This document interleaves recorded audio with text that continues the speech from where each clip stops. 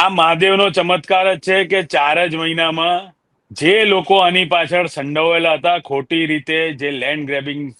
ની નોટિસ, 40 વર્ષ રહેતા ઝૂંપડાવાસીઓ, મહાદેવનું મંદિર, સાથે સાથે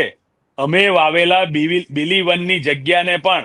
લેન્ડ ગ્રેબિંગ કરીને અમારી પર પણ નોટિસ ફટકારવામાં આવી હતી. એનો જવાબ આજે ખોટું કરનારાઓને મહાદેવે આપ્યો છે. વડોદરા શહેરમાં રદ થયેલી 2015માં પરત આવેલી TP-28 મોજે અટલાદરા, જેમાં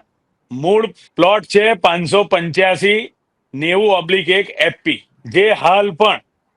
સરકારી રેકોર્ડ પર સરકારી ગોચર બોલે છે, જેને પોતાના પ્રભાવથી, રાજકીય દબાણથી ધારાસભ્ય દ્વારા જમીન મિલકતના અધિકારીઓને ફોડીને એ